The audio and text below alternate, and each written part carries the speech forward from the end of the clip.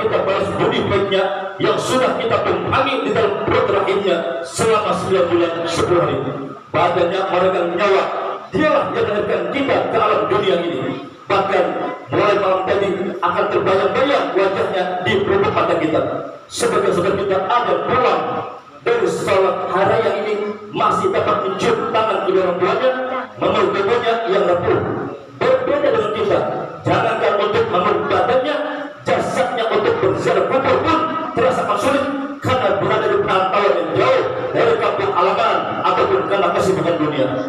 Apa yang dapat kita lakukan jika masih sanggup dalam mengirimkan Al-Fatihah dan baca doa untuk kedua orang tua kita, berharap bermanfaat akan menjadi penolong bagi mereka di alam barzakh. Jika mampu bersedekah atau berkorban, maka bersedekahlah, berkorbanlah atas nama mereka. Insya Allah pahalanya akan sampai kepada mereka. Yang penting kita sudah berbuat baik kepada kedua orang tua kita. Hari ini kita berkumpul dalam memuji kepada Allah dengan berzikir, bertakbir, tasbih, tahmid dan tahlil untuk mengagungkan dan membesarkan asma Allah dengan tujuan untuk membangkitkan iman, menenangkan hati, jiwa dan pikiran kita. Allahu Akbar, Allahu Akbar, Allahu Akbar, walillahil hamd. Bisa berkirim doa kepada kedua orang tua kita dan masih mengenangnya. Yang perlu kita pikirkan ke depan, apakah 5 tahun, 10 tahun atau 20 tahun mendatang saat kita sudah tiada lagi, apakah anak-anak kita juga akan mendoakan kita seraya berdoa, Allahumma firli wali walidayya, ya Allah, ya Tuhanku, ampunilah dosaku dan dosa kedua orang tuaku, warhamhuma kama rabbayani shaghira, dan sayang mereka ya Allah sebagaimana mereka pula telah menyayangiku sejak kecil. Apakah anak kita nanti akan datang ke pengurus masjid atau pelanggar dan berkata, ini kurban untuk saya, ini kurban untuk istri saya, ini kurban untuk anak saya, dan ini kurban untuk almarhum kedua orang tua saya? Kita belum dapat menjawabnya sekarang.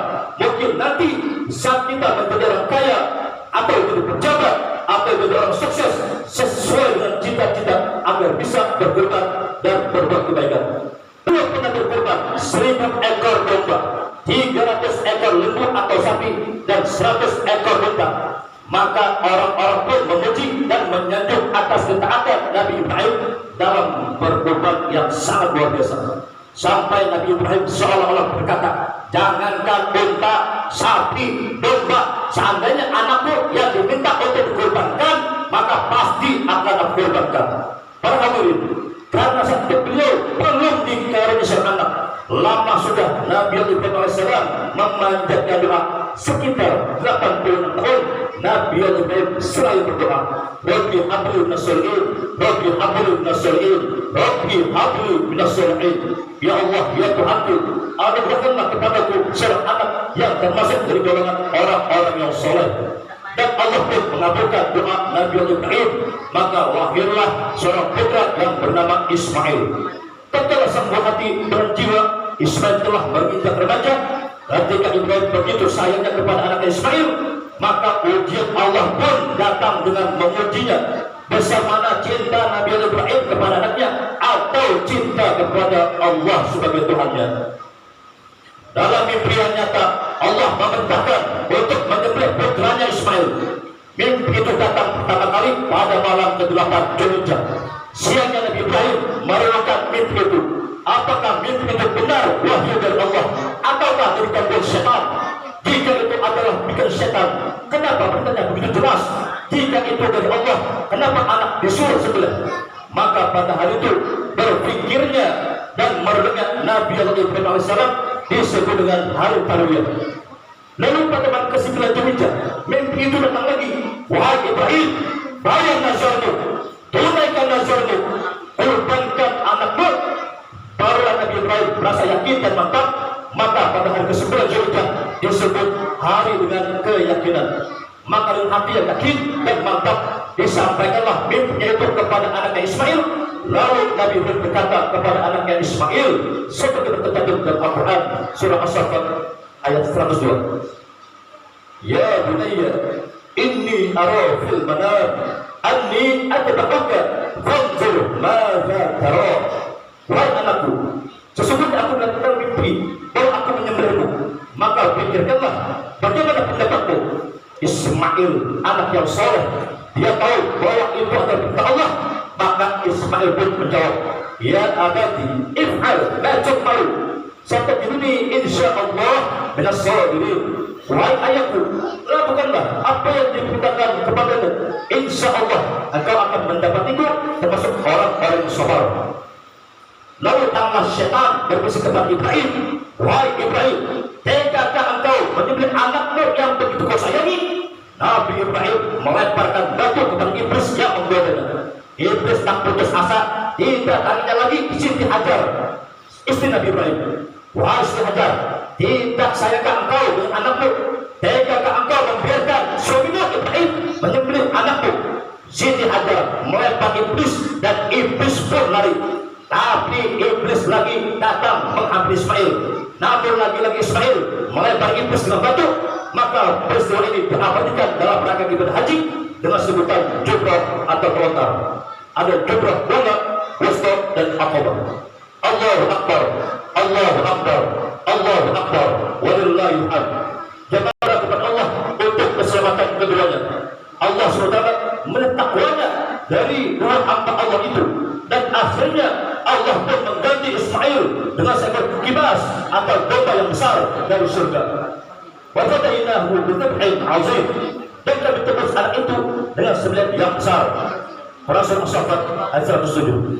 Bertakbirlah Ibrahim mengagungkan Allah melihat anaknya Ismail selamat dari ujian besar ini. Ismail dan para pun ikut bertakbir. Allahu Akbar, Allahu Akbar, Allahu Akbar, walillahil hamd. Hari ini Allah tidak meminta kita untuk mengorbankan anak kita, tapi Allah hanya minta kita berkorban dari hewan untuk berbagi kepada sesama. Itu pun dari antara kita ada yang belum mampu untuk berkorban. Rasulullah SAW bersabda, rugi, celakalah bagi orang yang sudah memiliki kemampuan untuk berkorban di hari raya, tapi dia tidak mau berkorban, maka diharamkan dari pengampunan Allah. Di riwayat lain dikatakan, jangan dekati musola kami, kata Rasulullah. Pesan Idul Adha seperti kali ini adalah kita tidak hanya sekedar menyembelih kurban, tapi juga memperhatikan pendidikan anak-anak kita di masa yang akan datang, yang pada zamannya saat ini era sudah digital, teknologi dengan sosial media atau handphone yang sudah berada di genggaman. Ingatlah, ingatlah, karena sebab anak kita orang tua bisa masuk surga, dan karena sebab anak kita bisa menyebabkan orang tua masuk ke neraka.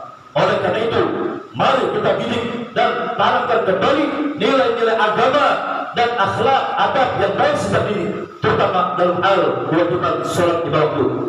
Muru auladakum bis-shalah sampai sini. Perintahkanlah anak kalian untuk melaksanakan sholat pada usia 7 tahun. Hadis riwayat Abu Dawud. Sholat sudah pandai mengaji Al-Quran dan dia pandai pula mendoakan kita akan memberikan pahala bacaan Al-Quran, maka beruntunglah orang tua tersebut yang memiliki anak-anak yang saleh, yang berhasil dalam mendidiknya, yang dapat memberikan manfaat dan kebahagiaan baik dunia atau di akhirat. Dan tatkala kita telah wafat, dia akan mendoakan, Allahumma ja'al quburahum rawdatan min riyadil jannah wa la taj'al quburahum min hufratin nar. Yang berikanlah kubur mereka salah satu daripada taman-taman surga, dan jangan engkau berikan kubur mereka salah satu daripada lubang-lubang api neraka. Dapatkah kita mencetak generasi seperti itu masa mendatang? Insya Allah bisa, yaitu dengan memberikan pendidikan agama yang baik, pendidikan akhlak, adab yang baik sejak ini, sehingga kelak akan tercipta generasi yang berakhlakul karimah, bagus perangainya, mulia adab akhlaknya. Akhirnya, mari kita berdoa semoga Allah menjadikan anak kita termasuk anak yang saleh, beruntung, beriman, hidup berberkah dunia dan akhirat, serta menjadikan keluarga kita keluarga yang taat kepada Allah dan Rasulnya, dan semoga Allah menerima segala amal ibadah korban kita. Amin ya Allah ya rabbal alamin. Bismillahirrahmanirrahim. Inna a'tainakal kautsar fasalli lirabbika wanhar inna syani'aka huwal abtar. Barakallahu li القرآن العظيم ونفعني وإياكم بتنفيذ آياته والذكر الحكيم وتقبل الله مني ومنكم تلاوته إنه هو السميع العليم. أقول قولي هذا واستغفر الله العظيم لي ولكم فاستغفروه إنه هو الغفور الرحيم.